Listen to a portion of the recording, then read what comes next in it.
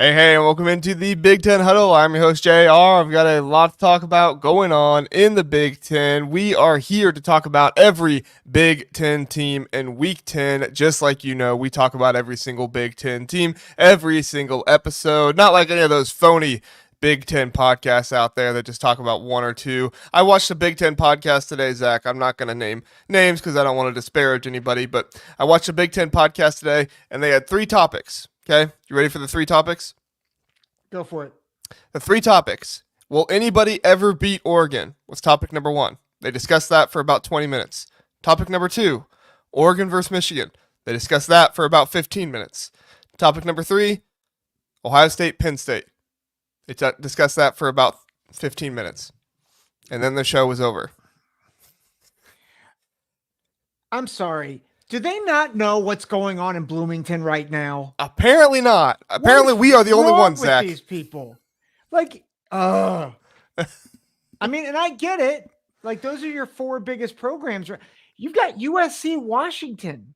You've got Wisconsin, Iowa. You got Minnesota, Illinois. You got Max Brosmer putting together the season of dreams for a Minnesota quarterback right now. You imagine if he goes out there and throws 300 yards again and four touchdowns. Now, I'm not predicting that to happen. Illinois has a much better defense than Maryland, but still, like, he's doing a really good job. It's a national show masquerading as a Big Ten show. Let's just be honest. I don't know who you're talking about. We didn't discuss this beforehand, but I'm just saying blindly, if that was all they talked about, they're a national show masquerading as a Big Ten show. How dare they? By the way, you should vote for the best Big Ten show in Boatwagon's poll, which is in the comments. Make sure you go vote for us. Do not let a national show beat the best Big Ten show. Agreed.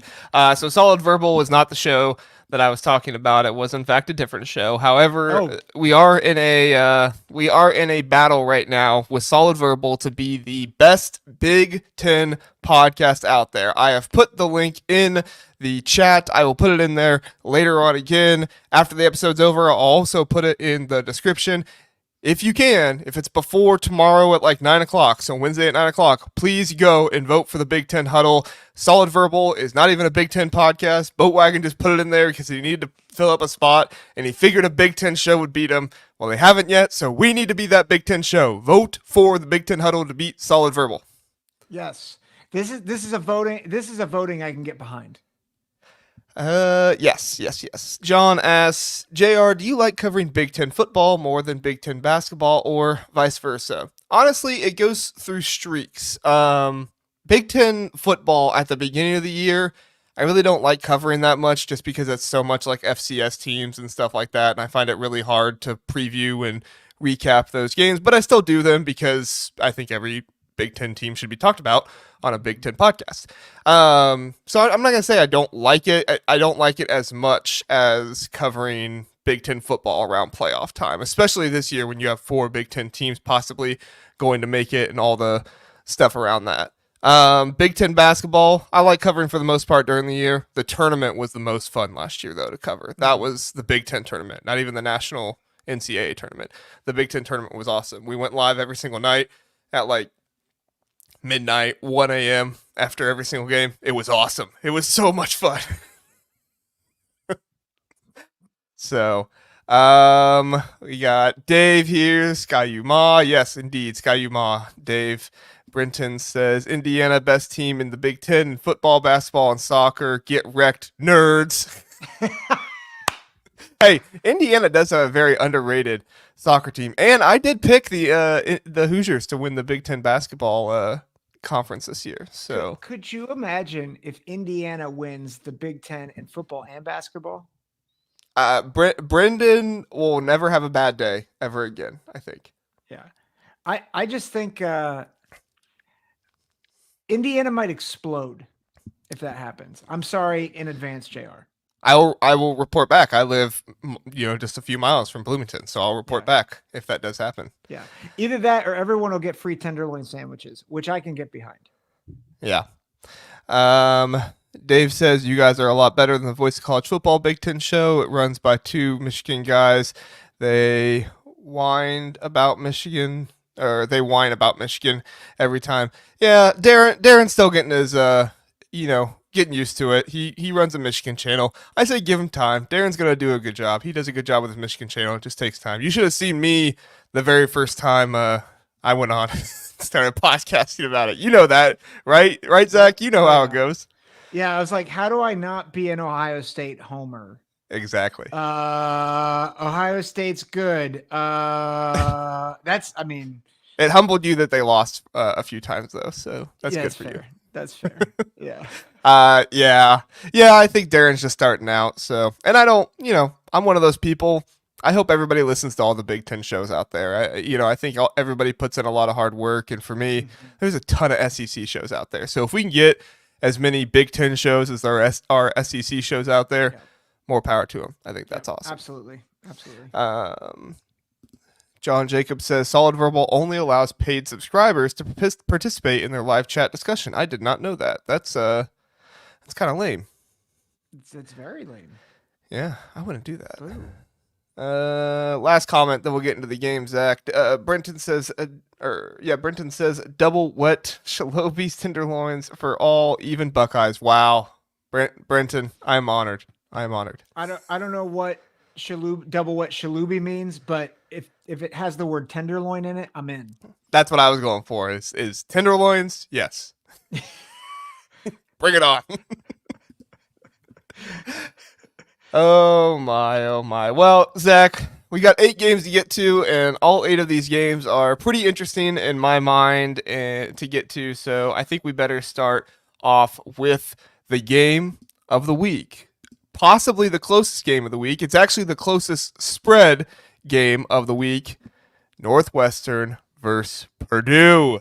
Zach, Northwestern comes in as a 1-point favorite. The over-under is on 46.5. Both Hudson Card and Ryan Brown will both be available for this game. Your thoughts on the game, Zach? I don't think it's going to be that close. Northwestern has not looked great over the past couple weeks. Purdue stinks. Yeah. That's my analysis. They stink.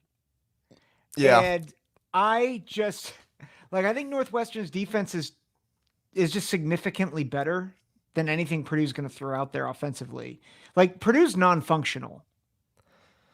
Northwestern has been at least somewhat functional on both sides of the ball at times. Now, their offense has been abysmal at times too. But does Purdue have a defense? I don't know. No, they don't. Like, Dylan Thieneman is like on vacation this year. And I think it's kind of Ryan Walters' fault. Not kind of. Yeah. It is absolutely Ryan Walters' fault. Yeah. John Jacobs is pointing out Purdue took Illinois 50-49. I think that was more because of Illinois making mistakes and Purdue having a quarterback that could run the ball, catching Illinois off guard, in my personal opinion. But yes, they do deserve credit for scoring 49 on Illinois. Is that the outlier game of the season, Zach? You have to think so. Like, I'm pretty sure Xavier Scott was also out for that game. Yeah. Illinois had a healthy lead going into the second half. And I think it was the first time they saw Brown at quarterback. Could Purdue shock us? Yes, because Northwestern is not that good. Like, they're not a good team, but right. I don't know. Like, honestly, I feel like Northwestern's defense is good enough where they might turn Purdue over like quite a few times. And it just gets ugly. Now, the one difference could be like Hudson Card's coming back from injury. Maybe he has a comeback game because he's talented. Like, he's a talented guy. But I don't have that in the cards. Yeah. So I've got 27-10 is my final score. Yeah, I've got 31-10 for me. I think that Purdue needs to essentially accept that they are Michigan light at this point, the Michigan that we saw against Michigan State. If they want any chance of winning and having a good team, they need to utilize Ryan Brown and Hudson Card the way that Michigan utilized Davis Warren and Alex Orji together. Now, the problem is Ryan Brown is not as big as Alex Orji, so he can't withstand the same amount of hits that Alex Orji can, so you're running the risk of possibly Ryan Brown getting hurt. But as long as Hudson Card is healthy, I think, if that happens, you can still manage with that. But Northwestern, I mean, their biggest thing for me to watch in this game is they have to get more production on first down. There were a lot of plays in the past few games that are like 1 yard, 2 yard, loss of yards on first down. That just puts Jack Lausch in a terrible position when you're doing that. And he has to make big plays. And that's what you saw against Maryland was all the big plays. They had a couple on first down, and then the rest of them were like on second down. You had like 50, 30-yard pass plays. That really put Northwestern in a good enough position to score. That's how Northwestern was able to put up 37. But then they came back to earth next week, and Wisconsin didn't allow the big plays, and then they only scored 3 points. So, yeah. To that point, I think designed runs for Jack Lausch is going to be a key to win. Yeah, I agree. And which, if he gets hurt, guess what? You got Mike Wright behind him. Yep. He can do the same thing. Designed runs, Mike Wright. Yep, exactly. Yeah, quarterback run. All right, Zach. Good discussion there. What's John saying? He says, I don't know what is worse, JR's disdain for Ferentz or Zach's disdain for Walters and Purdue. No. I really don't hate Ferentz all that much. I just called him overrated one time. And I don't hate Walters. Yeah. Now, if this were Mike Loxley, we have a whole different conversation. But I don't have disdain for Walters. I think he's just in over his head. Yeah, I think it's Loxley or Fleck for you, one of those two. It's definitely Loxley. Okay. Fleck annoys me, but he takes enough antidote for me to be okay with it. Good. I'm glad the antidote helps with that. So, all right, let's get to our next game, Zach. UCLA and Nebraska. Nebraska is a 7-point favorite in this one. Even at home, I feel like that is just so low for Nebraska to only be a 7-point favorite. However, the offense has looked pretty bad the past couple of weeks against Ohio State. They did score 17 points, but there were definitely opportunities for more, as you and I detailed in that game recap. And then UCLA, they're trying to figure it out right now. Ethan Garbers 2 weeks ago, they're coming off a bye. Ethan Garbers 2 weeks ago had a really, really good game. I think I gave him an A in my quarterback grades. It was probably his best game of the season, but is he going to be able to duplicate that against Nebraska? Nebraska is a much tougher defense to go against than Rutgers. It was against Rutgers, right? Mm-hmm. Yeah. Then Rutgers in my mind. Now I think Rutgers healthy. That's a different story, but with the way Rutgers is right now, that's just kind of the truth of where it's at. So, Zach, what are your thoughts going into this one? I think it's a terrible matchup for UCLA. I agree with you on the spread. I think odds makers saw the Indiana Nebraska game. Sorry, I had to put that up. That was really funny. Yeah, that's really funny. I think odds makers and I think fans alike, including us as Ohio State guys, we saw the Nebraska-Indiana game. We're like, Nebraska's not nearly as good as we thought. I do think Nebraska is a borderline top 25 team. And I think the strength of their team, their run defense, and, I think their physicality up front, I think is honestly one of their strengths. And you're talking about going against a UCLA team that I don't think can exploit you down the field. I think they have a much better intermediate passing game than they do deep passing game. And they can't run the ball. TJ Harden, their best rusher, 62 carries for 180 yards. That's their best running back. They don't have a running game. And you're going to go against a Nebraska team that I know Ohio State's line was maligned last week, but they only got 60 yards rushing on Nebraska. What's UCLA going to do?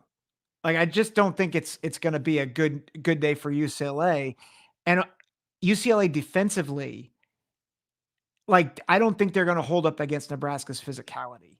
So I think Dowdell will have a good game. I think they'll have a couple of play action opportunities to get Banks and Nair involved, get a couple of jump balls. I think Nebraska wins. I do think it's lower scoring. I have Nebraska 24, UCLA 13. Man, you and I are close on the first two today. I have Nebraska 21, UCLA 10, which is strange because UCLA has done a good job of scoring at times this season. Like I outlined against Rutgers, they had 35 points. The issue for me is in that game, Ethan Garbers did a really good job of throwing kind of those intermediate and short passes, like 0 to 20 yards. He did a really good job of that, and that's kind of what his bread and butter is.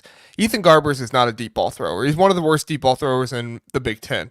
And when that happens, that's a problem because Nebraska is a team that is susceptible to the deep ball. So one of two things are going to happen here. Either Ethan Garbers is going to turn into a good deep ball thrower, or Nebraska's going to turn into a defense that can't defend the short to mid-range passing game.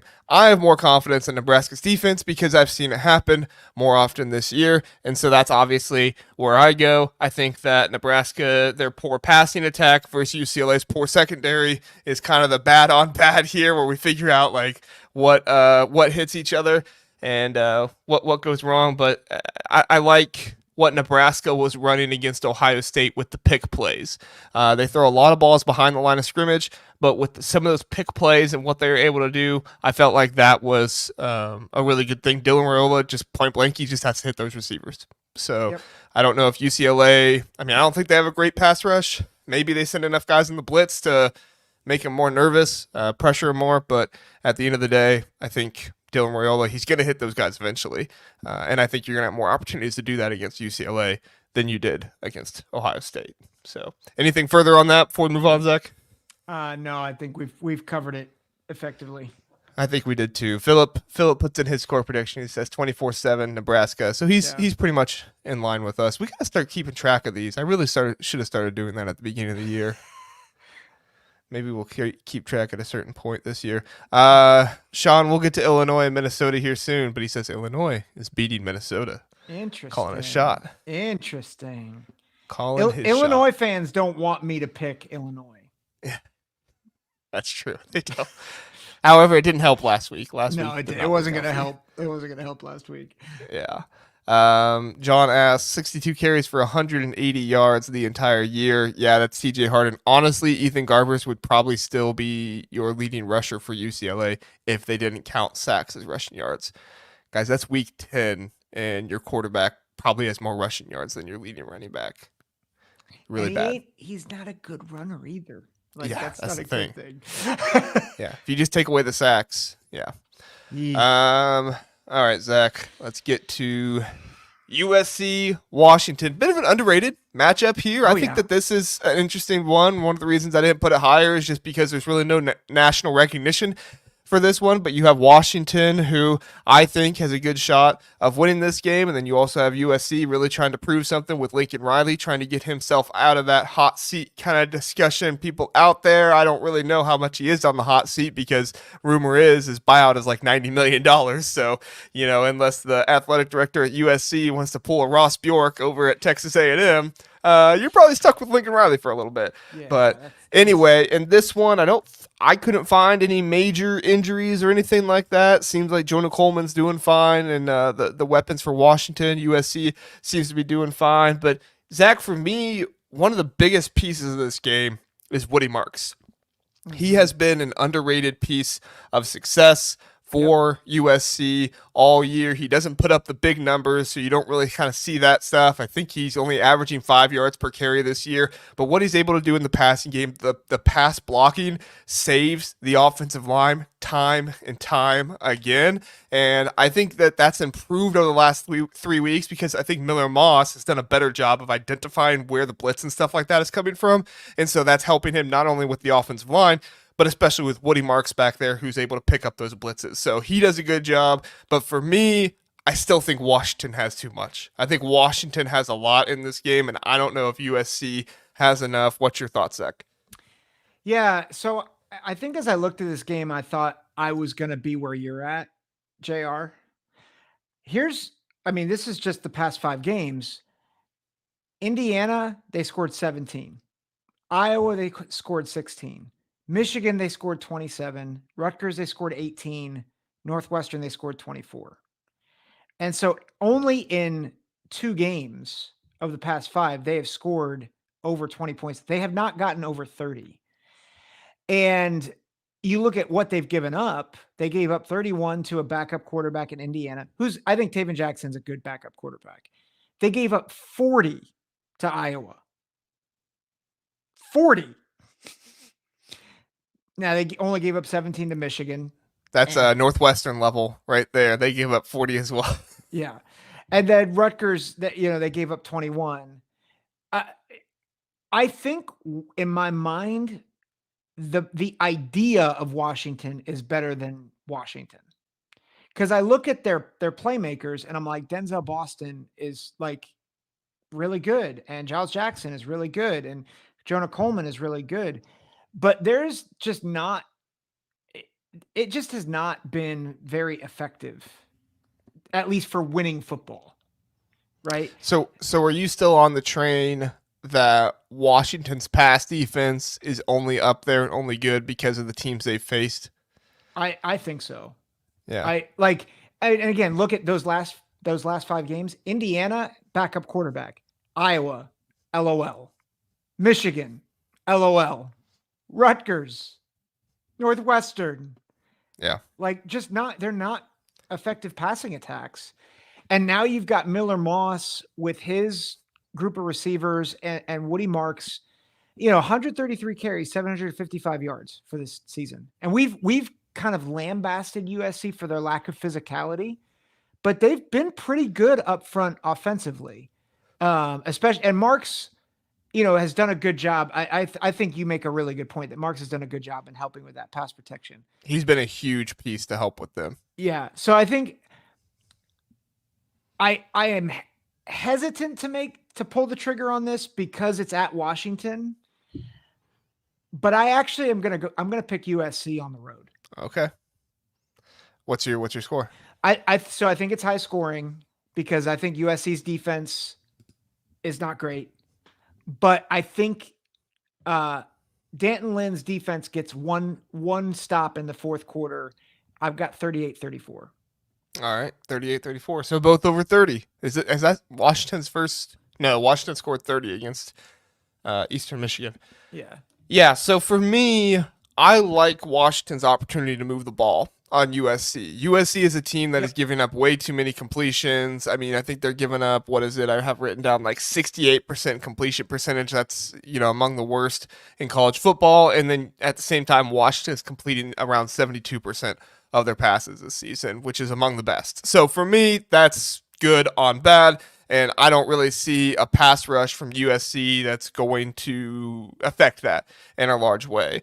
But then the other piece of that is that Washington gets a lot of yards, but they don't score as much because, one, their kicker hasn't been reliable all season long. He's done good at points this season, but he hasn't been reliable all season long. And then you also have the penalties. But I think the underrated part of USC that not everybody talks about is they average 6 penalties a game. Washington averages 7. So for me, if I'm looking at this and saying, well, Washington's going to hurt themselves by getting penalties, USC might bail them out in a few spots.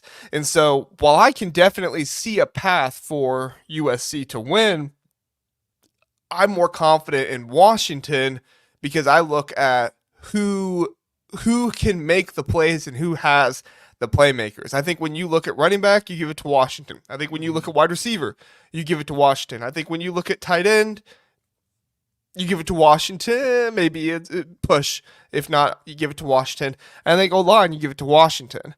And I think quarterback, push at the very least, but I still like Will Rogers better, even with the 2 interceptions last game. I think that was more on Indiana just playing really good defense than it was Washington being bad. And then when I look at the defense, I mean, I think Washington probably has a better defense than USC does, but like this USC team, their secondary is supposed to be the strength, but they're giving up 68% of passes being completed. So, and that's against like they played Michigan, they did play Penn State, so you got to give them credit there. But they have some teams on there as well that were not great passing attacks. So even though I do think Washington's top 3 pass defense is a little bit of fool's gold, I do think that their numbers say something about who they are, and I think that this is going to be a pass defense that should do a good job of containing Miller Moss. I don't think they're going to stop him completely, but I could see them containing Miller Moss and him not having any more than 2 or 3 touchdown passes at most in this one. So I'm going to go with Washington 31-24. So I'll just throw this out there. I think either of them are either of those results are possible. It is interesting that the analytics really love USC. Like if you look at FPI, they're giving USC a 67.7% chance of victory over Washington at Washington. So it's interesting. I'd be curious. I want to look up Sagarin real quick. I'll look up SP Plus really fast. Yeah, like it's interesting because I think I love the idea of Washington more than Washington. And I think that's why I'm like, I don't know. Like, let's see, Sagarin. So Sagarin sees Southern Cal as the 20th best team in the country. And SP Plus has USC winning by 1, 29-28. Interesting. And then looking at Sagarin, so Southern Cal's 20, Washington, let's see. Where is Washington? Are they so far down there? They're 52. Oh, wow. Yeah, that's pretty low. Yeah, like computers are not hot. And like, not that you can base everything by computers, but right. It is interesting. Like even Josh Pate, like JP poll had USC, which is a power rating. It's not rankings, right, but it had them, I think, in the top 20 also. So like all across the board, you have like a significant gap between USC and Washington. Yeah, that's really interesting. Yeah, I think we'll figure out how it plays out on the field, right, Zach? Yeah. And here we go. Here's the biggest factor. Brenton pointed out USC. They don't have ponds. Look at that. Look at that. Indiana making its way into the West Coast division of the Big Ten. If only they had D'Angelo Ponds. All right, everybody. I feel like this is a battle between JR and the humans and me and the computers, robots that are taking over the world. So, well, as long as they don't take over our podcast, I'm okay. There we go. Yeah. All right, everybody, we're going to hit a commercial break really fast, and then we'll be right back. Stay with us. Have you ever wanted to watch all 22 film, that film the coaches watch? Well, now you can. Introducing the Coaches Film Room. Over at Minutes to Sports, former college coach Zack Smith breaks down film of the most relevant teams in college football with a bit of a Big Ten lead. It's not free, so you'll need to sign up for the Colonel tier, which is $25 a month, but I can attest to you that it is far more worth it than that. With about 4 to 8 games per week, this is worth so much more money, not to mention Zach's analysis, making you a smarter football fan. Go check it out. The links are in the description, minutestosports.com. You won't be sorry. Back here on the Big Ten Huddle, I just put the link for the Boat Wagon poll in the chat again. So if you are in the chat, if you can see the chat, please go ahead and go over there. Don't turn this off. Do one of the thing where you open the new tab and stuff like that. But if you could go over there and vote for the Big Ten Huddle, we would appreciate it. If you don't know what the poll is and stuff like that, go back to the beginning of the episode. We explained it a little bit there. And also, like and subscribe. We appreciate that. So you got 2 directives really fast. Go to that, vote for the Big Ten Huddle, come back here, like. If you're already subscribed, good to go. If you're not, subscribe. All right. Zach, Indiana, Michigan State. At Michigan State, so Indiana has to go on the road for this one. So I feel like every single week there's some kind of other obstacle Indiana has to face. This one is going on the road. I mean, obviously they've been on the road at other points of the season, but this is a little bit of a better team that they have to go on the road against. However, it does look like Curtis Rourke will most likely return. That's not been confirmed yet, like publicly, but that seems to be the sentiment that we're getting from the writers and people like that. I think that does really, really good things for Indiana. And honestly, Zach, I don't know if I have all that much analysis other than Indiana, good, Michigan State, not as good, and Indiana will win by a lot. Your thoughts, Zach? First of all, I am offended that this game is on Peacock. Yeah. I mean, Indiana is must-see TV. Put Northwestern Purdue on Peacock. What are we doing? No offense to Northwestern Well, Purdue fans. Northwestern Purdue wouldn't get any viewers. Like, I'm sorry, Northwestern and Purdue fans, but there's not a lot of people seeking that game out right now. But why? I think Peacock's a good platform, but I hate that college football has gone to like some pay-per-view type stuff. Like it's just terrible. So I've seen your score prediction, so I'm not going to unveil it yet. I think we look at this game a little differently. Oh wow, really? Yeah, Do tell. So I think Michigan State's been improving, and I think there was a real legitimate shot for them to win last week against Michigan. And that was against a Michigan team that I think has like came out of the, were they coming off a bye? I'm trying to remember. Yeah, they came off a bye. Yeah. Like they came off a bye and they actually kind of addressed things, unlike a certain team that we'll talk about at the end of the show. Yeah. But I think if not for some like typical Michigan State shenanigans, I think Michigan State actually would have won that game on the road. And I think they're putting things together. I'll say this. I think Aiden Childs is the most talented quarterback they've faced. Now, I think he's certainly prone to turnovers. So I'm not saying he is the best quarterback they've faced, but I think he's the most talented quarterback they've faced. I think the defense is better than people give it credit for. And I just think Indiana is kind of due for a letdown. So I don't think Indiana's going to lose. So before Indiana fans tar and feather me, like, how dare you? But like, I think Michigan State's going to put up some resistance in this game. And I think it's going to be close. I think it's going to be closer than you think it's going to be. So. Okay. I can hear you on that. I think that Michigan State has good trenches, and that is one of their biggest strengths. I mean, I've said that on this show so many times. I don't even want to say it's underrated at this point. Obviously, nationally it is, but if you watch the show, you know I think that. But the thing is, Indiana has really, really good trenches too. So when the strongest part of a team is not as good as another part of another team, I look at this game and I'm like, where does Michigan State score more than 20? Like, how does that happen in this game? Because I can't see it happening other than Aiden Childs just going off and having 3 touchdown passes, going 24 for 28 and 300 plus yards, which is possible, but it's another one of those things. Like I said with the Illinois game, it was possible for Illinois to beat Oregon, just the path for it to happen, there were so few and Oregon had so many more paths.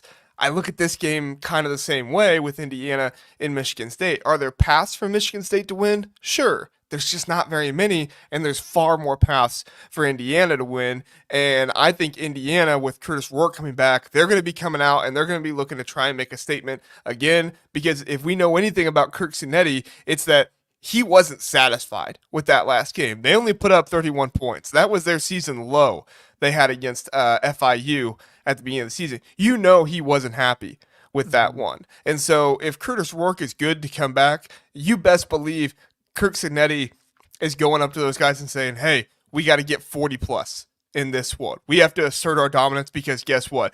They got us ranked 13th in the polls. I really feel like that just continues to fuel this Indiana team. I think if Indiana was ranked top 5 and they felt a little comfortable, maybe you could see a little bit of a letdown and you could see a situation where it's a close game with Michigan State.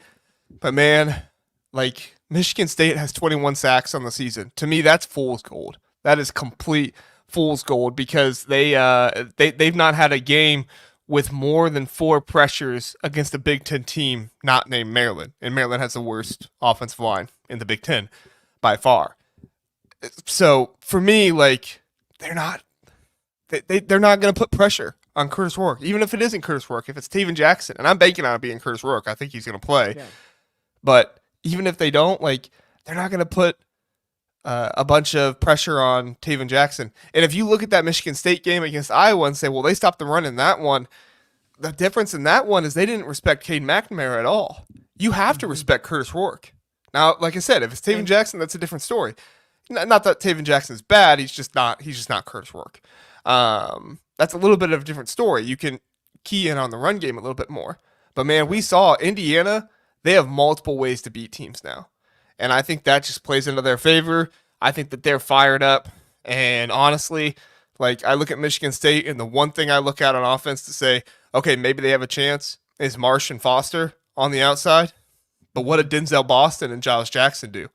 43 yards and 11 yards. Like, I'm not saying those guys are better or worse. I think that that's a good wide receiver tandem, just like I think Marsh and Foster are a good wide receiver tandem. Mm-hmm. But with D'Angelo Pons and the secondary Indiana display that they had, I mean, 2 picks, 0 touchdowns for Will Rogers. Like, I think this is a fired up team. Honestly, I think Indiana cruises 49-13. 49-13. Woo. Yeah. I think you make good points. Someone put it in the chat. I think Michigan State does play better at home. I will also contend that Jonathan Smith is quite a bit better of a coach than Jed Fish. So I mean, yeah, but what was that stupid decision he made against Michigan? Like, you got a turnover-prone quarterback, and it's 20 seconds left, and you're going to try to drive down the field and get a touchdown when you have the lead going into half. Like, okay, that's one decision. Yeah. Jed Fish has made a litany of those decisions. Yes, that's true. So, and I certainly think that could happen. I'll also just say, when I say letdown, I'm not saying letdown in the sense that Indiana, like, is, puffing up their chest and they're like not taking Michigan State seriously. I wonder if Curtis Rourke comes back, is there some rust? And is there some, like, not collateral damage, but like, is there something, and is again mentioned in the chat, but like, he's shaken off a hand injury. Like, I just wonder if that adds to some things. And I think Michigan State is good enough to exploit that to some degree. I still think Indiana wins. I've got 34-23. I guess my thing is even if Curtis Rourke, let's say he does come out and he's not able to throw the ball like he was before, we really think that Michigan State is going to be able to stop this rushing attack? Like Justin Hellison, Tyson Law, Tyson Law. Like, I mean, I know, like I said, I know they stopped Iowa, but give me Curtis Rourke with 2 screws in his thumbs over Cade McNamara any day. Like, well, yeah, amen. That's fair. So I don't know. Like I hear you, and I think that you're right. Like if you do get a Curtis Rourke that's maybe rusty coming back, and maybe he doesn't have quite the same arm strength because he doesn't have the same grip on the ball and stuff like that. Like, I hear you on that, but I still look at this guy and think he has such good decision making. He is so cool, calm, and collected. And there is something about an offense that runs this smooth that just has a leader.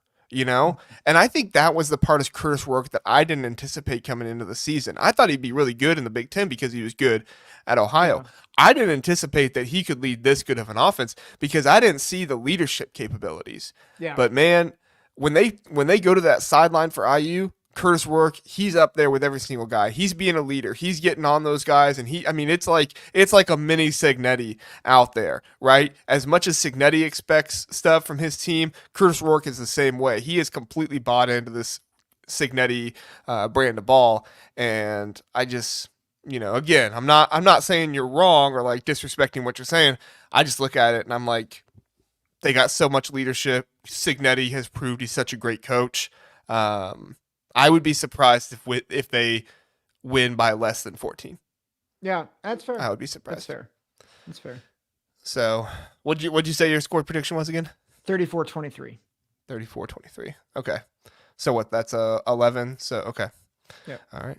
We'll see what happens. So yeah. I got all these written down now, so we can actually go back and look at it. Now you're keeping receipts. Yeah. All right. We got Oregon and Michigan.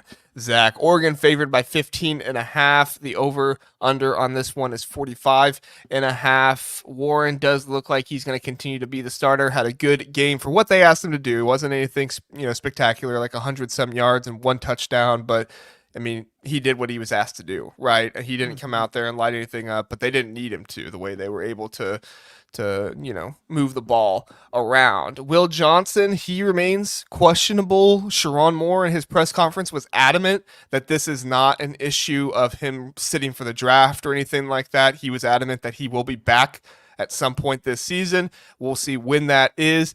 I'm not banking on this game. I feel like there would be some more talk about him practicing and stuff if he was. However, Sharon Moore might just be playing that close to the vest. We'll see.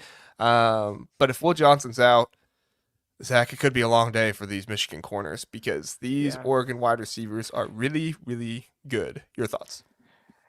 Remember how I picked Michigan to upset Oregon? That's what are you talking about? Yeah. Just throw out my preseason predictions. Yeah. I'm going to go make that video unlisted for a second. Hold on. Yeah. That ain't happening in this game.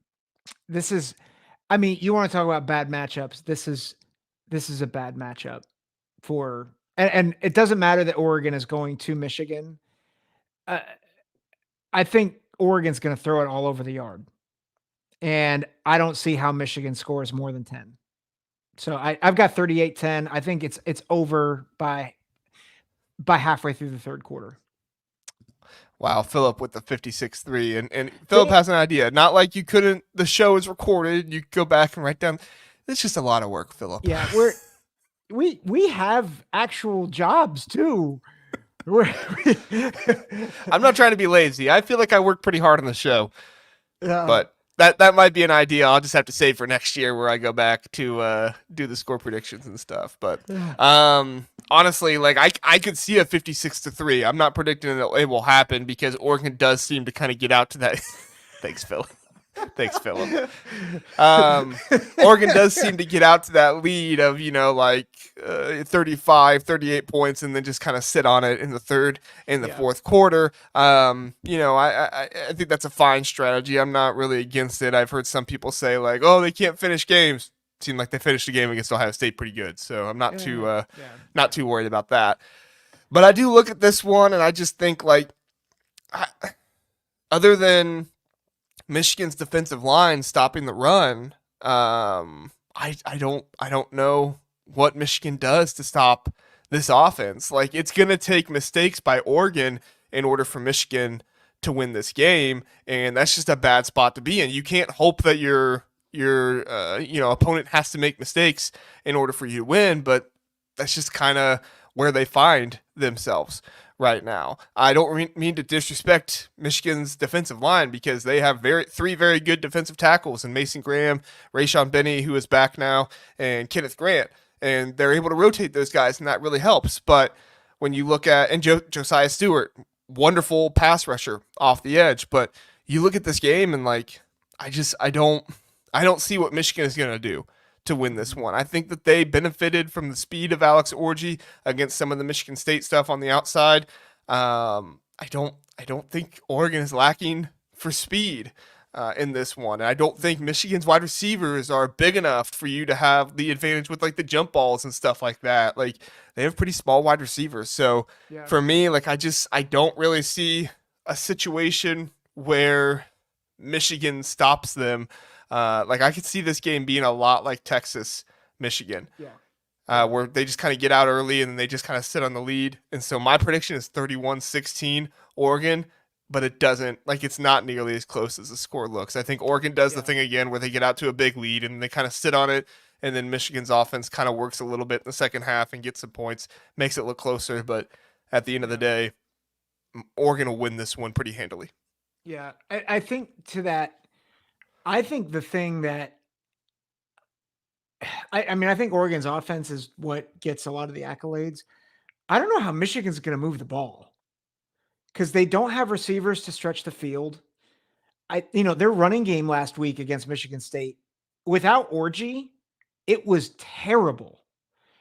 And has there been any word about Khalil Mullings and what's going on with him in terms of suspension? Yeah, so the Big Ten came out and said that they could not find what exactly happened or what who he was doing it to. So since they didn't have any evidence of what happened, they were not going to suspend him. Ah, yes, cowardice. I see. Yeah, seems a little bogus to me, but Yeah. whatever. Yeah. I'm not gonna say it on a Big Ten show. Anyway, moving on. Yeah. Even with Mullings, they were terrible running the ball against, quite honestly, not as good of a defensive line. And I get that. We still don't know about Birch. He's been out the past couple games. Yeah. Derek Harmon is the eater of worlds. He's gonna be the best defensive tackle on the field on Saturday. Wow. Yeah. I mean, Mason Graham and Rayshon Benny have higher PFF grades. I posted that today. Yeah. But I think if you look at big moments and what they've done when it matters most, Derek Harmon did more than Mason Graham or Kenneth Grant have done to Texas or other big name teams like that. Yeah, and let me just give I'll give context there. I think Mason Graham is probably the best defensive tackle in all college football. But I think in terms of what has been proven and what I think they're going to do, I think Derek Harmon is actually going. I think he's saying defensive lineman. Birch is an edge. But yeah, Birch is very good too.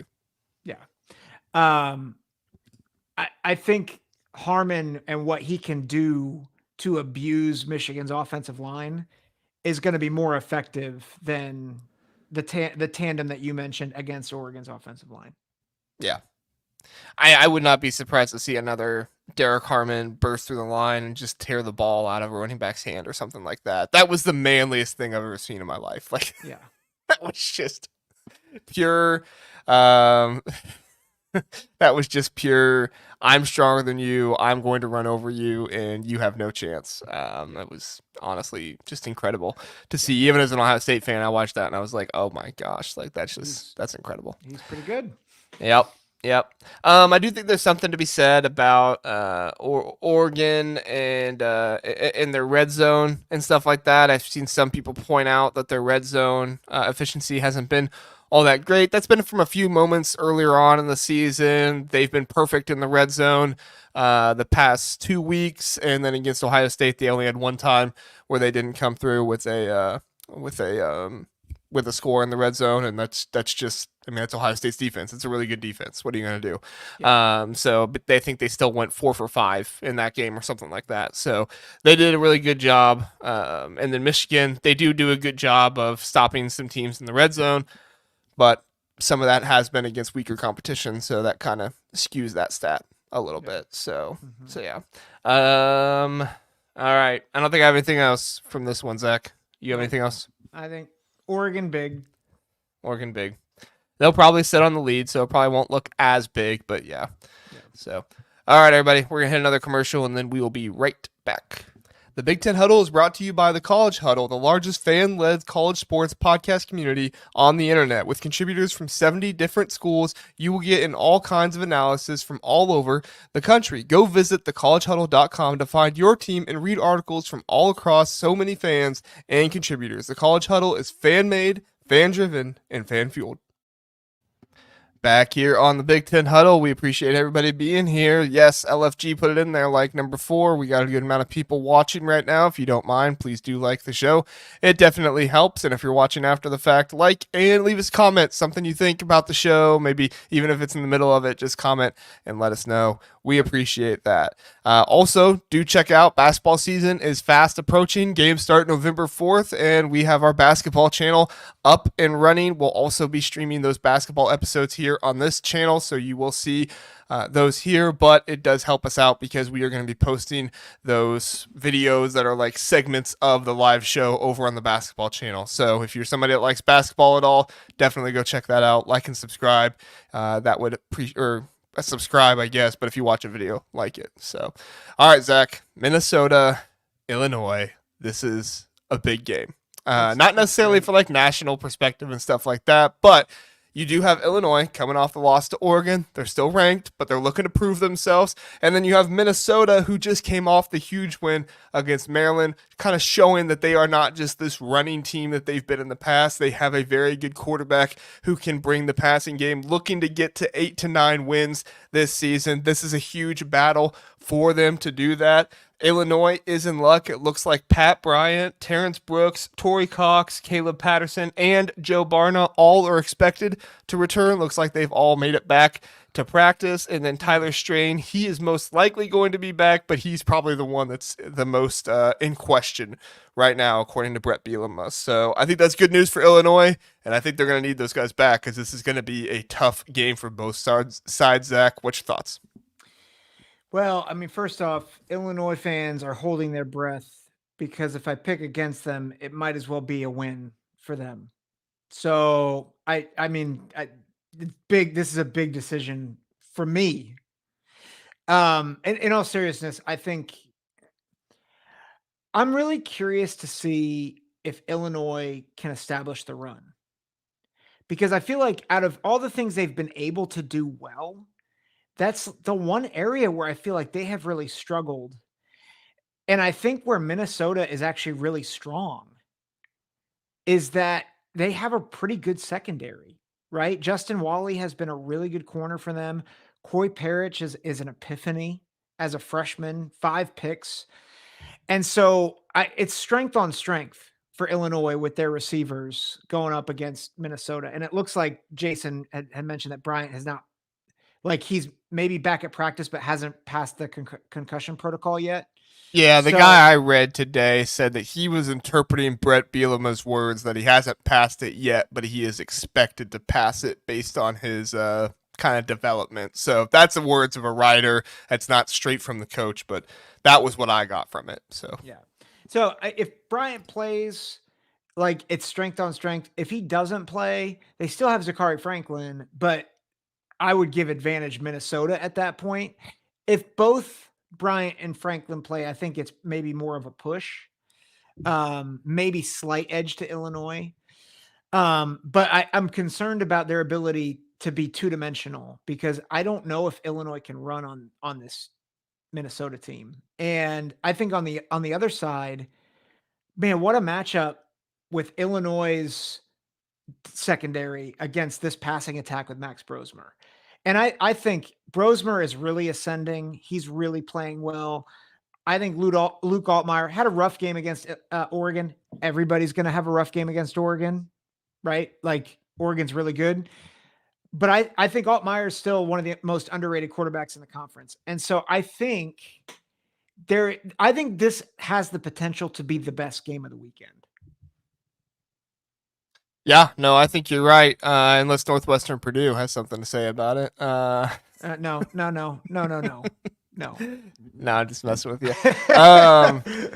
Yeah, no, I think this is going to be a great game. I think that Minnesota comes in. They've been really good on third down this season, 17th in the nation in third down conversion percentage, and that holds up for just about every game. That's not, based on like Rhode Island or Nevada or something like that. Like, they've been good on third down all season long. That's something that definitely is a tip in the cap to them. And then Illinois, you look at them on third down and what they've allowed, they are the 17th worst in the nation in allowing third down conversions. So that's going to be a big thing for Illinois. Are they going to be able to buckle down and stop Minnesota? Because Minnesota, they have not turned the ball over a ton. They have 1 turnover in their past 3 games, and that 1 turnover was against USC. So in their past 2 games, they have 0 turnovers. So for me, I mean, we talk about it all the time, and I try not to be cliche. I try to look a little bit deeper, but there's just sometimes when you have to be cliche and look at it this way. Illinois has got to turn the ball over on Minnesota in order to beat them, because I think that they can stop Minnesota at times on third down, but I don't think it's going to be consistent enough just because of the way Minnesota's been able to scheme up their third downs, and I really like what they've been able to do there. It's going to be a tough test for Illinois, but if they are able to get 1 or 2 picks in this one and capitalize off those with the offense, that's going to be huge for them. And I mean, we know Illinois can do it, right? They did it against Nebraska in that big game. This game has given me a lot of Nebraska, Illinois vibes. Of course, this one is at home for Illinois, and I would not be surprised if we see this one going into overtime like that game did. It's going to be a huge piece there. And then the other thing is that Minnesota's offensive line has been much better lately, and Illinois needs to capitalize on some of their pass rush and what they're able to do and try to fight Minnesota out of that. That's one of the reasons why Brosmer has been, such a good quarterback lately, is because he hasn't had as much pressure on him. Illinois didn't do a very good job of getting to Gabriel, and when Brosmer has time, he can throw that deep ball. So for me, I'm going to be looking a lot at the pass plays and what Minnesota's going to be able to do. I feel pretty confident they're not going to let Darius Taylor just run wild. I think Darius Taylor is going to have a Darius Taylor day, 4 or 5 yards per rush, that kind of stuff. But I think it comes down to the passing game, kind of on both sides, right? Like we talked about with Pat Bryant, Zachary Franklin versus this Minnesota secondary. Both sides, it kind of is going to come down to the passing game, which is weird talking about a PJ Fleck, Brett Bielema game, but I feel like that's the circumstance we're in. Yeah. No, I agree. And I think an X factor in this game is Darius Taylor as a receiver.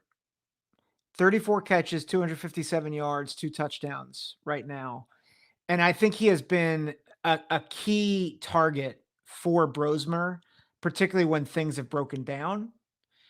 And he's been able to go to instead of trying to scramble, because Max Brosmer is a statue, right? I mean, he doesn't have the legs to be able to scramble like that. So he's who he's able to go to in those situations. Sorry, go ahead. Yeah. Well, and so I think that's the X factor for me. And while I do really like Illinois, I feel like it probably doesn't because I pick against them all the time. I do like Minnesota in this game to win. And I think it's close. I think if some of those guys weren't playing, I had a larger margin of victory. But because a lot of those guys are coming back, I think it's a defensive game. Like, I think both defenses are going to make some plays. I would not be surprised if both Brosmer and Altmaier throw at least one pick, because these secondaries are good. Like, they're certainly upper half of the Big Ten secondaries, if not top third of the conference secondaries. And so I like Minnesota in a close one. I got 21-17. Yeah, I also like Minnesota. I'm sorry, Illinois fans. I think Minnesota in this one because I'm just more confident in Minnesota's secondary getting those turnovers because it's happened more often lately. I know Illinois can do it, and to me, that's the biggest factor. If Illinois comes out and they get 2 or 3 turnovers, not necessarily just interceptions, fumbles, whatever it is, if they do that, that's going to be huge, and that's going to make me completely rethink this prediction. But right now, I'm predicting Minnesota's probably the team that's more likely to get those turnovers. And it's not even because it's Luke Altmaier. I just think Justin Wally in that Minnesota secondary is just that good. And I think Minnesota is going to have a better time stopping the run than Illinois is. Like I said, Darius Taylor's not going to run wild. He's not going to have some crazy 200-yard game or something like that. But he is going to be able to get his. He's going to get 4 to 5 yards per carry, and it's going to be difficult for this Illinois defense, but that is the biggest differentiator. The turnovers, Can they make it happen? Can they keep Minnesota from third down by getting turnovers in the game? And like I said, if Illinois gets 2 or 3 turnovers, completely take out my prediction, throw it away. But if Illinois only gets 1 or less turnovers, I think this is Minnesota's game. Yeah. Did I say the score? I think no, you did not. My score's prediction is 27-20. Okay. Now, I mean, here's the thing, though. I picked against Illinois. So Illinois is going to win.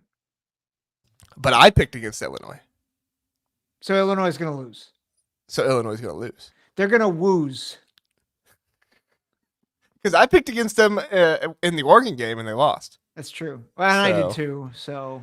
Well, Oregon kind of ruins all the superstition, I guess. Yeah, what the heck, Oregon? Come on, Get Oregon. out of our conference. No, I'm kidding. We love you. No, stay, please. we need to defeat the SEC. Stay, please. Yeah, no. I think this is such a great game, and I'm so excited to watch it. What time slot is it? Is it 3:30? This game is 12 o'clock. It's the same as... This one's at noon? Yeah. Yeah.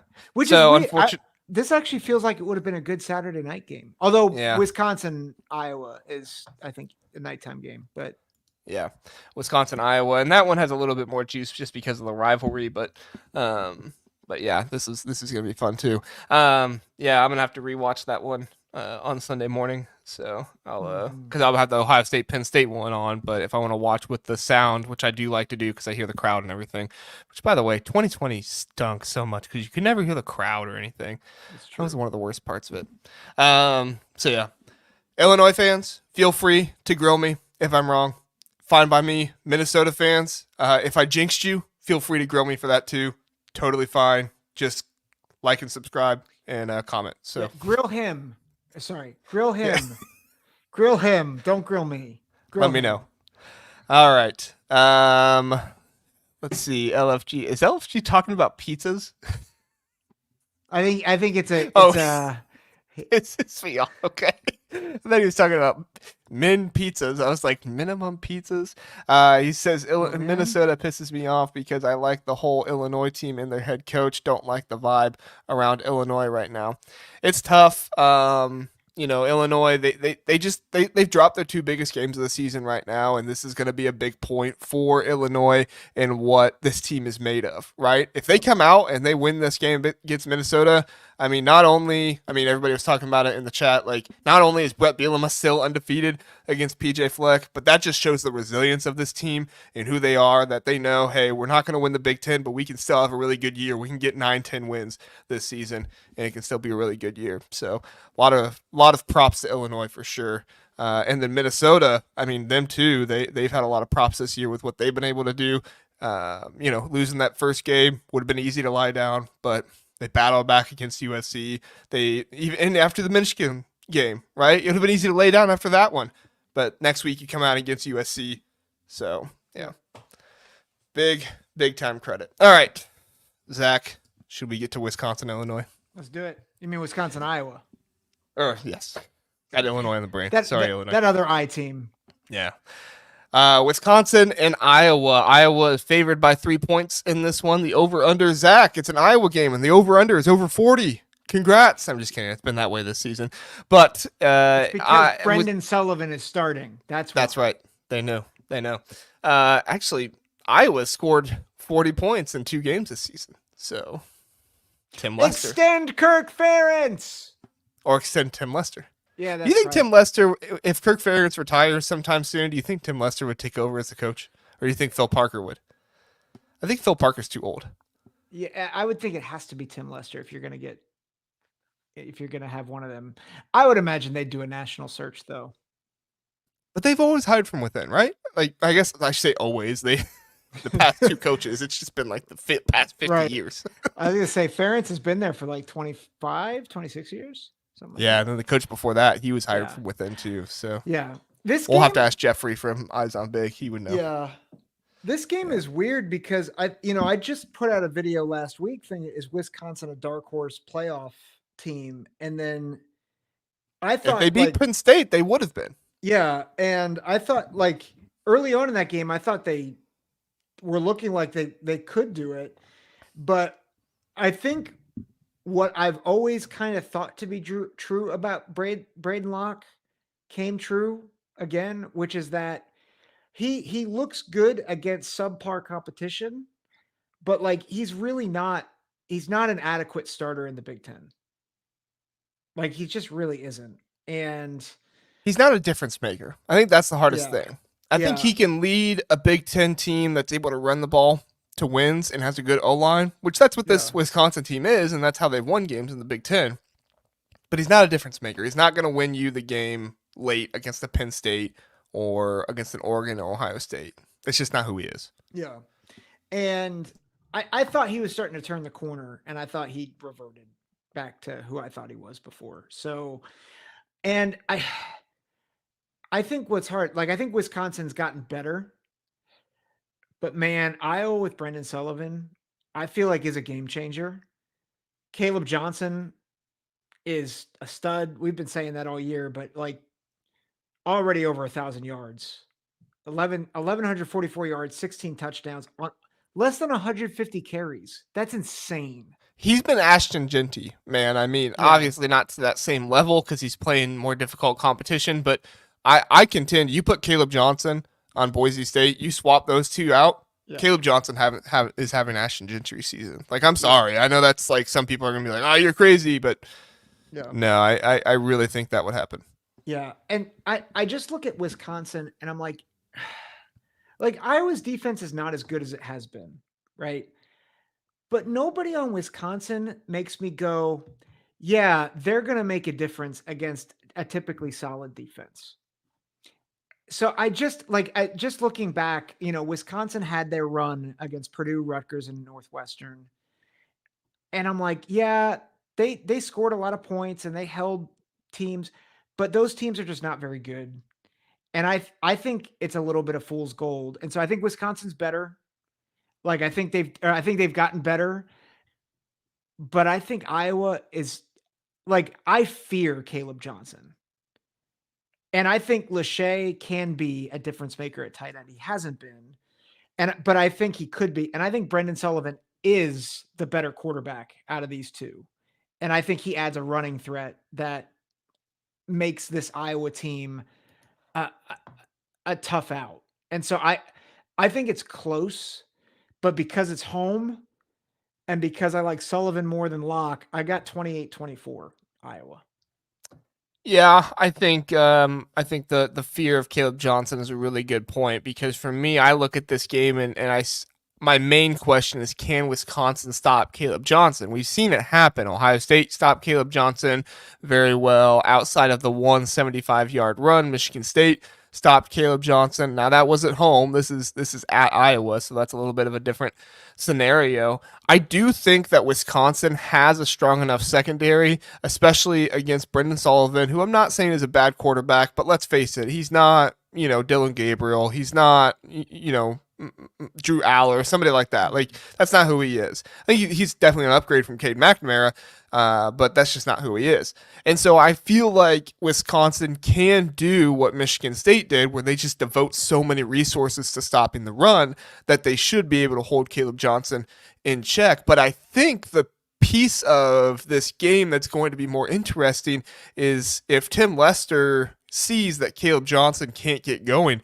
I think we've seen it happen gradually now as he starts getting Caleb Johnson more involved in the passing game when that happens. And I don't know if Wisconsin has a great answer for that. Wisconsin struggles with a little bit of athleticism at their linebacker spot. I would argue that was their biggest issue against Alabama, and you saw that issue pop up also against Penn State toward the end of the game. I do think there was some fatigue there as well, but for me, you look at Caleb Johnson and you look at Brendan Sullivan, the playmaking ability. If Wisconsin wants to win this game, they are going to have to capitalize on taking down Caleb Johnson, not making third downs easy, and just getting after the quarterback as best they possibly can in those passing situations. Wisconsin's defensive line has gotten some flack this year, and it's not been great, but I do think it's been improved as the season has gone on. And ever since that week 2,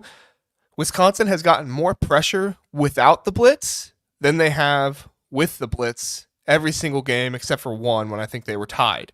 And so that shows Wisconsin's defensive line is getting better and they are being more productive.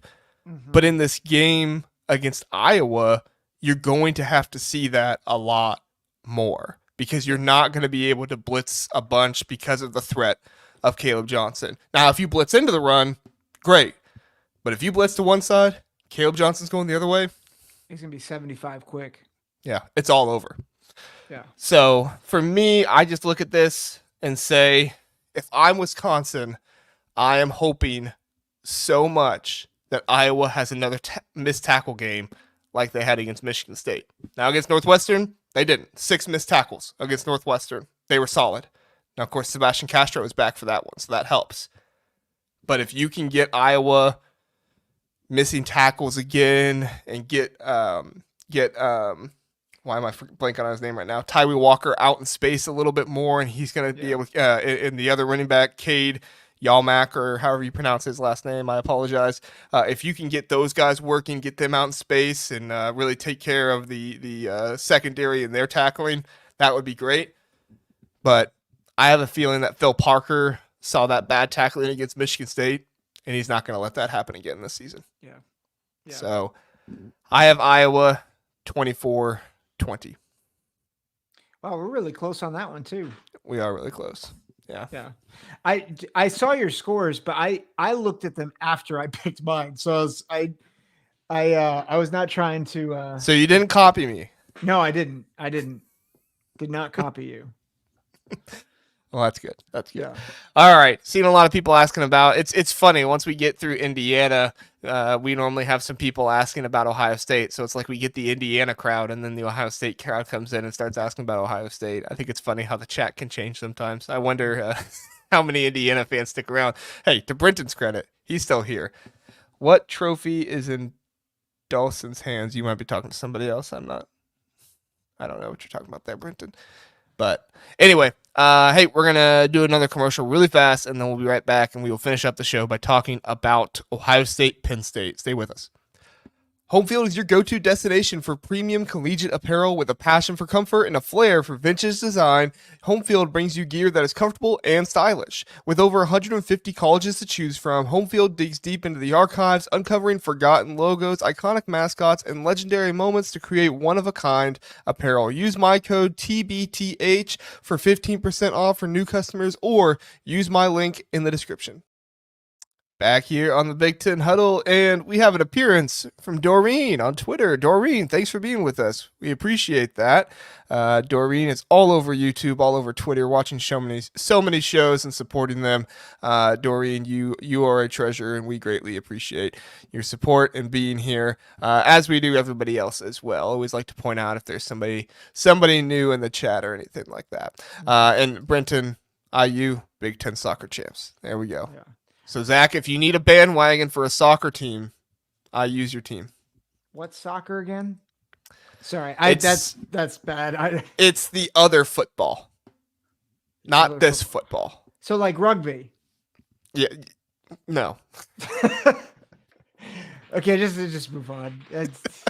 We'll move on. I know one sport in this world, and it's American football. That's it. There we go. That's all I want in my life. American football. All right. Ohio State, Penn State. Zach, Ohio State is favored in this one by 3.5 points. Penn State and Ohio State have the over-under of 45.5, a little bit of a lower point total, but you have that when you have two. I mean, these are good offenses, but also two very good defenses in my mind, even though there's a lot of people questioning that after the Oregon game. I think Ohio State still has an elite defense, top 10 at worst, and Penn State as well, top 10 at worst in all of college football. So I'm torn on this one, Zach. I have a really hard time because I think overall Ohio State is probably the better team, and I'm not being biased. However, watching Nebraska, it's not so much everything that happened. It was more the offensive line and how much I'm concerned about, number one, the staff thought the left tackle was the best option, and now that left tackle was most likely not playing. It does look like everybody else seems to be healthy. Drew Aller, I think he's going to play. Denied Dennis Sutton, I think he's going to play from what I've been reading. I'm not sure about the right tackle for Penn State. But it does look like most of the guys who seem to be injured will most likely play, other than the right tackle for Penn State, which I'm just not sure about, and then Zen Mikulski, who was filling in at left tackle for Ohio State. So I'm interested to see how that happens. But, Zach, I'm curious your thoughts. Yeah, Dorian just said what I was thinking. Zen is actually probably going to play. He will play. Okay. Yeah, Ryan Day mentioned that in the press conference that they thought Zen would be okay. Okay. I don't know how that bodes for Ohio State. I just saw him leave on a cart, and I saw him on crutches, and I was like, not normally a good sign. Yeah. I'm not sure it's a good sign if he plays, and that's not against Zen. I think it's my frustration with Justin Fry, and Ryan Day for that matter. So I think I've had some time to come like to come away from that Nebraska abomination. And I think the truth for Ohio State is somewhere in the middle of like what we've seen, because the reality is they played a good team in Iowa. And in the second half, like the first half, they shot themselves in the foot, but really should have been up 21 or 28 nothing. And then they completely outclassed Iowa. And I don't think they're maybe as good yet as what they showed in the second half of Iowa. I don't think they're actually as bad as what they showed against Nebraska, including the offensive line. So I think it's hard because I'm like, okay, so is the middle of that better than Penn State? Or how do they match up? And I came in today thinking that I would pick Penn State. And I think as I've thought about it, I'm like, where can Penn State exploit the weaknesses of Ohio State defensively? Because I think what we've seen teams exploit is kind of down the field passing and then being able to run, kind of run past the defense with bad discipline on the rush, at least against Nebraska. And I'm like, I think Amari Evans might be able to get one. Like, I think he's talented. I don't know if Penn State has another receiver that can really get behind the defense. And I think Tyler Warren is a matchup nightmare regardless. But like, those would be the two guys where I'm like, that's a tough matchup. But other than that, like the way Penn State wants to attack you is more at the sides and in the intermediate. And I think Ohio State's a bit stronger there. So I'm not saying it's definitive, but I think the way Penn State wants to attack you actually favors Ohio State. Unlike Oregon, where they really tried to attack downfield and they had the receivers to do it. I don't think Penn State has the receivers to do it consistently. Yeah, I think I look more at the run game in this one than you do. And when I say I'm concerned about the run game, I think that's going to come across as mostly Zen Mikulski and the concern there. It's not so much that Zen did a pretty good job of blocking in the run game. The concern I have is how dysfunctional the run game looked for Ohio State against Nebraska. It's one thing if you just kind of have an off day, but the way the line looked, there were times where it just looked like guys were just completely whiffing on their blocks. You had the play where the two guards thought they were both pulling different ways and they ran into each other. And, that kind of stuff happens, right? I wouldn't be as concerned if it was just kind of a one-time thing and all the starters are in there. It is what it is. But when you have the question of, is then Mikulski going to play? Sounds like he is, but even if he does, is he going to have a lot of time to practice this week? Is everybody going to be on the same page? I think that's an underrated part of offensive line play is how much people who play next to each other are used to one another and how effective that can be. I think that Ohio State did a really good job when Donovan Jackson didn't play early on in the year and Josh Simmons and Seth McLaughlin were able to show they were able to play next to somebody even if they were unfamiliar with them. So I think that was good. But it didn't look like the offensive line for Ohio State was as in sync, especially on that left side, which has been your strong side. I guess it would be right side because right tackle, right guard, especially on that right side because that's been such a strong spot for your offensive line. In the Oregon game, when they were going to run behind somebody, who did they run behind? Josh Simmons, Donovan Jackson. Tom Fornelli pointed it out on the Cover 3 podcast earlier today with their breakdown of this game. And he said ever since Josh Simmons has been out, no matter who's been in there, Ohio State has ran the ball 60 times or had 60 running snaps, I guess is the way he put it. And the yards per carry was 2.4. And you saw that against Oregon and you saw that against Nebraska as well. So that gives me some concern. Yeah. And then also, Zach, I just think Andy Kotelnicki is a really good offensive coordinator. I think that he's really schemed up some nice things for this offense. I agree. I'm not super scared of Penn State's wide receivers. I don't think they're going to be able to pull what Oregon's wide receivers were pulling and completely burn Burke and those guys and stuff like that. And I do think that they have struggled with drops. Jillian Fleming dropped a third down catch that then resulted in the fumbled snap on the QB sneak against Wisconsin. They probably would have scored on that drive. But for me, if Ohio State wants to win that game, they have got to come out in the first half firing. I'm talking 20-plus points because Penn State, as much as I think Andy Kotelnicki is very smart in what he does, he's very good with the halftime adjustments. Yep. Penn State has only been leading at halftime in 2 games so far this season. Yep. And they've played like a ton of, I wouldn't say a ton of bad teams. They've played teams that they should be leading against in the first half, but they weren't against USC. They weren't against Bowling Green. They weren't against Wisconsin. Like there were teams that they were playing where they should have been leading. And so if I'm Ohio State, you got to have this offense figured out right away, score 20-plus points on Penn State, and then just hope your defense can ride it out until the end of the game. I guess not hope. You should be confident in your defense. This is, like I said, it's the top 10 defense in the country. But you have to know that your defense can then ride that out for the rest of the game, despite Andy Kotelnicki's adjustments and what he's going to do. Yeah. No, and I think you're right. I think both of those are my biggest concerns. Is I think Andy Kotelnicki against Jim Knowles, I give the nod to Kotelnicki. And I think that slow start, fast start is a really good point. The run game has to get fixed. And I think Penn State's run game could give Ohio State some heartburn throughout this game. Nick Singleton and Katron Allen is a really good running back duo.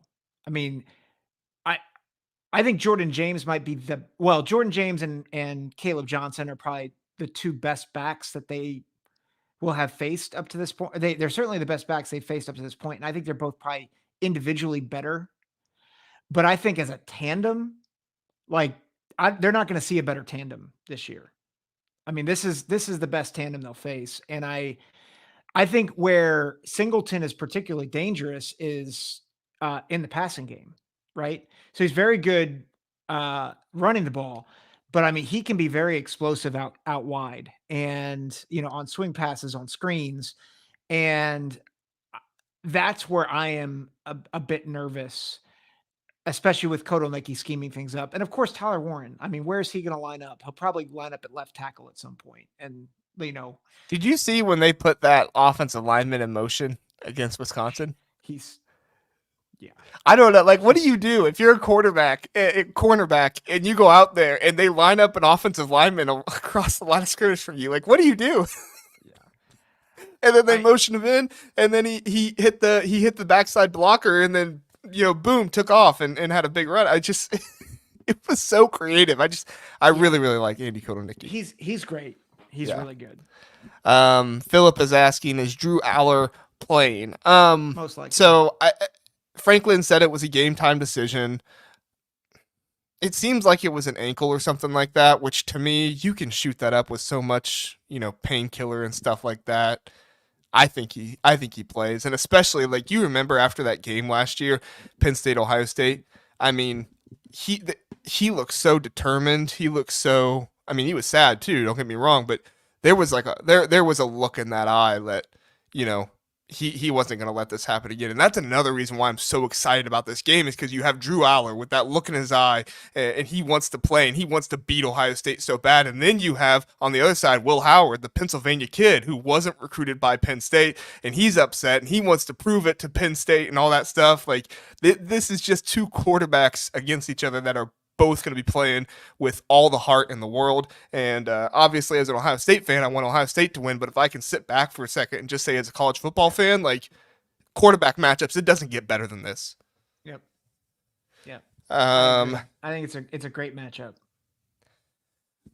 What Brenton says, who gets fraud checked in this game? I don't know what you mean by that. I guess you're saying whoever loses is a fraud. Yeah, I mean, maybe, but just two top 5 teams. I guess both coaches haven't performed well against top 5 and top 10, so we'll see. Yeah. Well, I think it was Dorian says the Fornelli? JJ McCarthy of Ohio State. Yeah. That's funny. Is it Tom Fornelli who said that this is a game where like something's got to give? Like Penn State doesn't beat Ohio State, and Ryan Day, James Franklin doesn't beat Ohio State, and Ryan Day doesn't beat top 5 teams. Yeah, it's like two immovable forces. One of them has to move. Yeah. Watch us get eight overtimes in this one. No. Oh gosh, no. No. Penn State's done it before, Zach. Please no. They could do it again. I hate the new overtime system, by the way. It is really stupid. It's so I don't care if it takes another hour. Just play the 25-yard thing. Like these 2-point conversions, it's so stupid. Anyway, so I'll give my I'll give my score and my rationale. I probably up until about 5 o'clock today, I was very much willing to pick Penn State. Oh. Like I said, I think there's a couple things that are going in this. One, Ryan Day, especially the past 3 years, has stunk after the bye. So like after Notre Dame, they win that game. They're losing to Maryland at half. Like after the bye. In 2020, they almost lost to Indiana. Indiana was good. They weren't nearly as good as like Ohio State was that year. In 2020. And then I think in 2022, who did they struggle with? In 2022? Yeah, they struggled with someone off of a bye. In 2022. Let me look it up real quick. You keep talking. I'll look it up. Go ahead. Okay. You keep talking. But like Ryan Day, like everybody looks at the bye as really good or as a really big thing. And I'm like, actually, he hasn't been great, especially against decent teams. Like against bad teams, he's blown teams out after bye weeks, but against decent teams, he's not great. And which makes me think, okay, I wonder, like he spent a lot of time with the defense.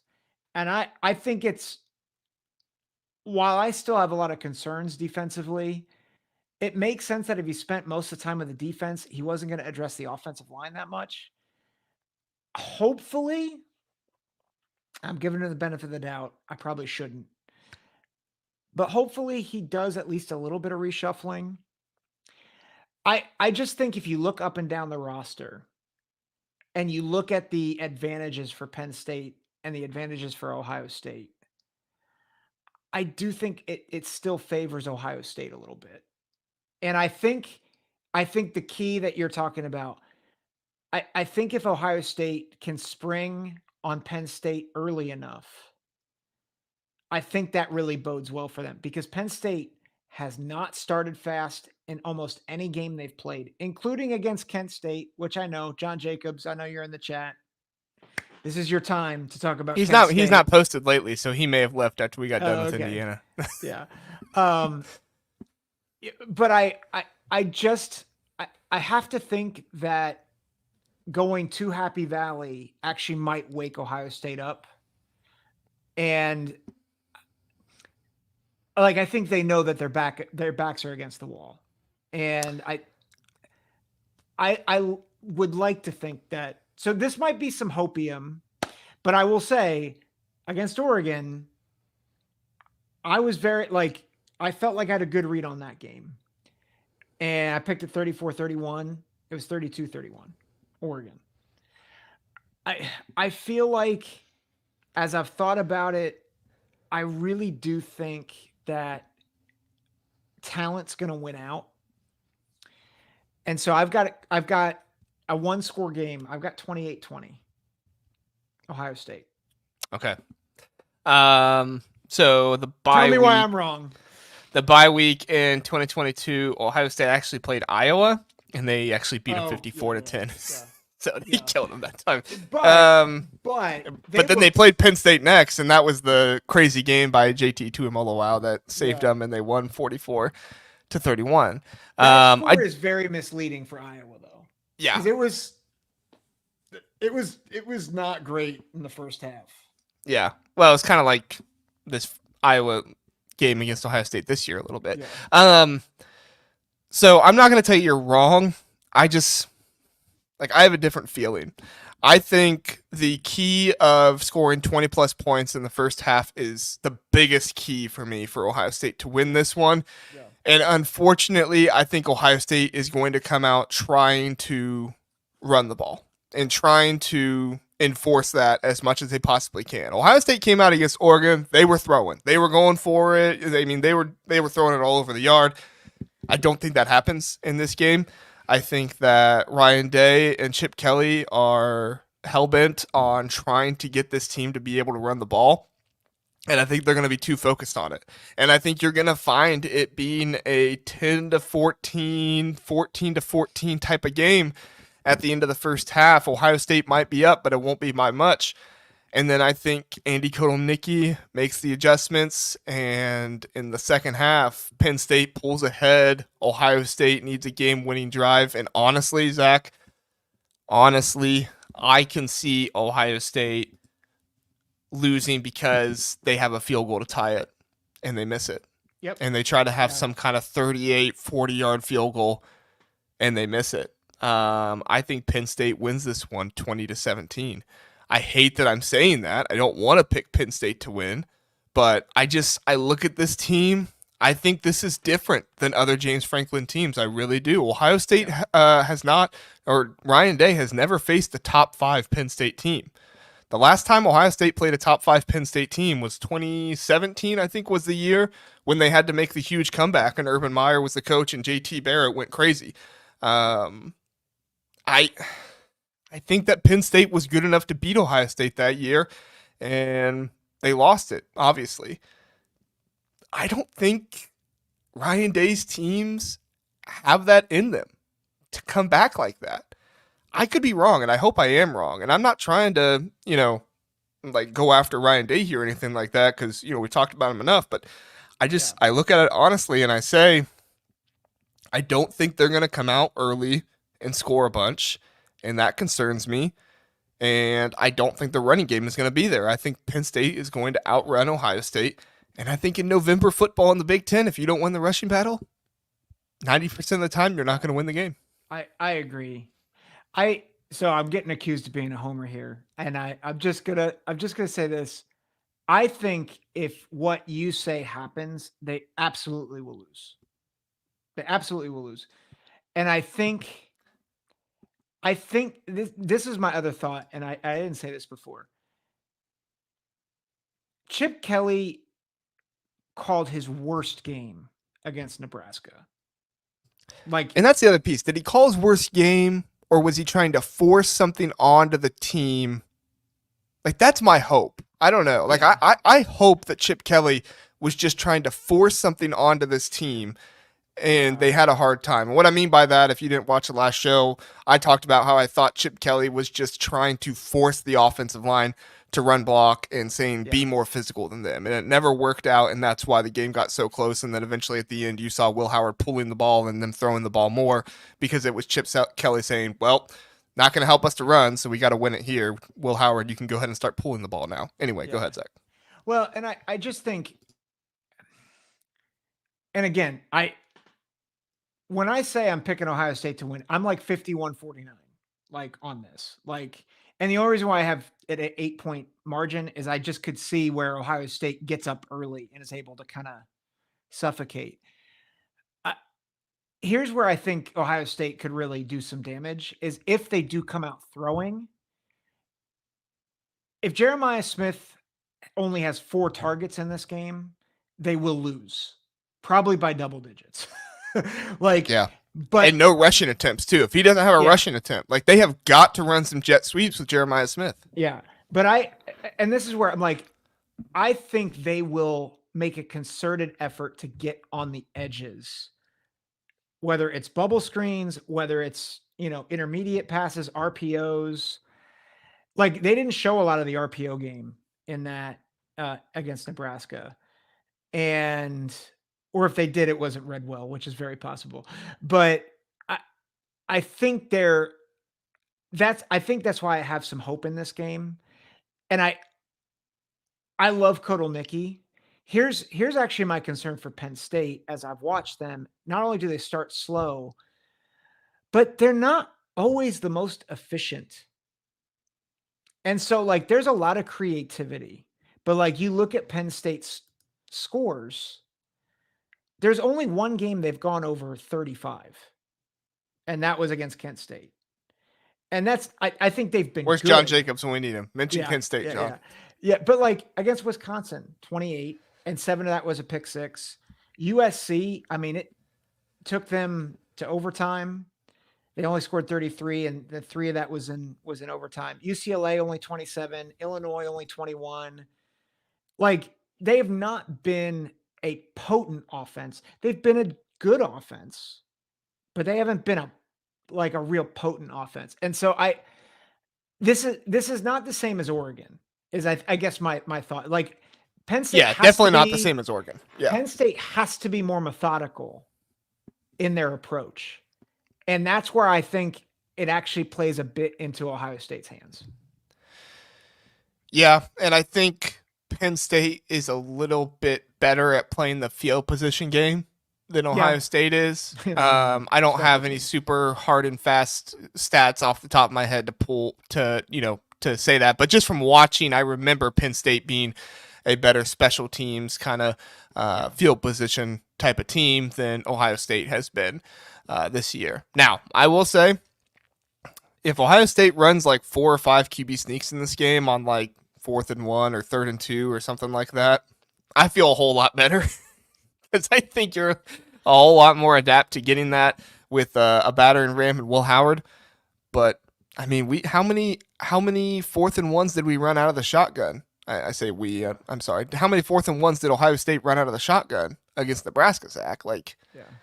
I don't know. Like Ryan Day and Chip Kelly in the press conference played it off like it was just a game plan against Nebraska, which, like, it could be. That's fine, but if that's the game plan, like, I'm concerned they make that game plan again. So, Penn State Jim says, but Penn State has a better D than Oregon. I think better overall defensive line. I think Derek Harmon is better, but Zane Durant is very close to Derek Harmon. I think Penn State has a better overall defensive line. I think Oregon has more speed. I think Penn State has better safeties. I don't know about cornerbacks. What do you think about cornerbacks? I think Oregon's corners are better. Yeah, I mean, AJ Harris and Jalen Kimber have been good. Yeah, we're I think you're splitting hairs a little bit. Yeah. I'm trying to remember which linebacker. I don't think it's Rojas, but one of the linebackers for Penn State is a bit more of a liability than I think. Not Kobe King, is it? Maybe. Oh, maybe I'm thinking of somebody else. Maybe. Yeah, I think they do things differently. I think they definitely do things differently, and I think they both excel in what they do. Well, and I think to that point, well, I mean, Simmons was playing against Oregon. Like, it's not like Ohio State struggled a ton against Oregon's defense. No, they didn't. Yeah, like situationally, they made mistakes. But like they struggled to run the ball later in the game, getting some of that short yardage and stuff like that. They definitely didn't have as many explosive runs. I think Travion had one 50-yard run in that one. But yeah, go ahead. Sorry. Yeah, I think this is going to be a good game, and I think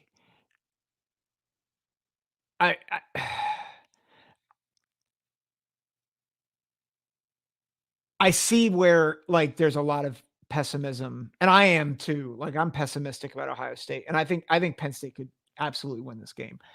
I just don't think they're going to have as bad of a showing as they did last week. Yeah. And yeah, I just don't. I think Ohio State's going to. I don't know if they're going to bring their A game, but I think they might bring their B plus game, and I think that's actually enough to beat Penn State. Yeah, we'll see. we will see this Saturday. It's going to be a really interesting game.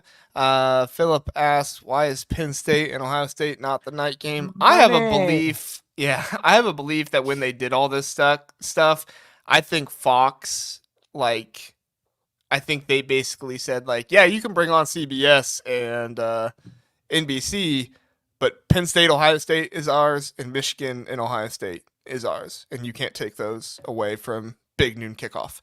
Because weeping and gnashing of teeth. I don't think it's going to be a long time until we see Ohio State play a night game against Penn State. And I definitely think it's going to be a long time, if ever, we see Ohio State and Michigan not be played at noon or at the very latest at 3:30 again. Because I truly do believe Fox had something in there where they just said, these are our games, back off. Because that would be the only thing that would make sense, right? Why Fox would allow two other partners to come in and get these games instead of just paying for them, right? So because Fox Big Noon Kickoff hasn't always had the best game of the week this year. Typically they have, but no, they're waiting for the big ones. Yeah, and of course PSU Jim says because Fox sucks. Listen, if I was a Penn State fan, I'd be really mad. I'd be really mad about it too. Jim says Penn State put up 32 on the Buckeyes. Do you expect them to reach 30s in Happy Valley? I don't, because I don't think that Penn State has the wide receivers to score as fast on Ohio State. Maybe they'll prove me wrong. Maybe Julian Fleming will have a JT Tuimoloau game. I don't know. Maybe that'll happen. But and I realize I'm talking wide receiver, defensive end. I mean a really, really good game. I suppose that could happen. I honestly, I didn't see it happening with Oregon to Ohio State. So, I've been wrong before, but yeah, I look at that and I think if Penn State's going to score on Ohio State, it's going to be long, methodical drives with good decision making, good scheming, good play calling. That's going to score, in 10, 12 play drives rather than, a 5-6 play drive with a big play. So, All right, Zach. Jim, I meant if OSU puts up 30 in Happy Valley. I don't think the offensive line is as good. I think Josh Simmons made that a top 5 offensive line in the country, and I think without him, like I said, if it was just the left tackle position, I think things would be different. If I just saw the left tackle position struggle, but it wasn't just the left tackle. I saw people not knowing the plays. I saw people miscommunicating. And it could have just been that one game. Maybe it is. Maybe I'm overreacting. But I think without a top 5 offensive line, I don't think Will Howard has the time to throw the deep balls, and I don't think that the running game has the ability to get going as much. So. I think that's fair. Yeah. All right, Zach. Man, I think we put in a good day's work or night's work because it's nighttime. I guess unless you're watching in Hawaii or something like that, then it's still in the middle of the day. There you go. Zach, tell us what you want to tell us about Big Ten football talk. Thursday morning will be the next episode. We'll talk about officiating. We'll talk about this game, and we'll talk about a few other things as well. So I got to plan out the show. So, but it'll be good. So make sure you subscribe on YouTube, Spotify. Check us out. And yes, Illini Bubba, I did pick against Illinois. I thought of you specifically. So congratulations. The Illini are going to win. I picked against them too, so I don't know if I have the same mojo as Zack does, but I guess we will see. And then Jim is saying, thanks, great discussion, good night. Thanks, Jim, for being here. We appreciate it. Thank you to everybody else, even if you left early, if you come back and watch later on or whatever else. We appreciate it. We appreciate all the listeners, and yes, Illini Bubba is very happy. So like I said, Vote Wagon, go vote on that. I will put it in the chat one more time, so if you're listening, please do go vote for the Big Ten Huddle. If you are watching after the fact, it will be in the description. I'm going to go change that right now. We appreciate everybody. Have fun watching football this weekend, and we will see you back for football on Saturday night after the games. We'll have basketball Thursday if you want to check me out with one other person, Might just be me Thursday night. We'll see. It's a Halloween night, so it's going to be hard to get somebody else with me. I'm not wearing a costume. Don't ask me to do that. No hot dog suit, Philip. All right. All right, everybody. Thanks for watching. We appreciate it. Have a good night.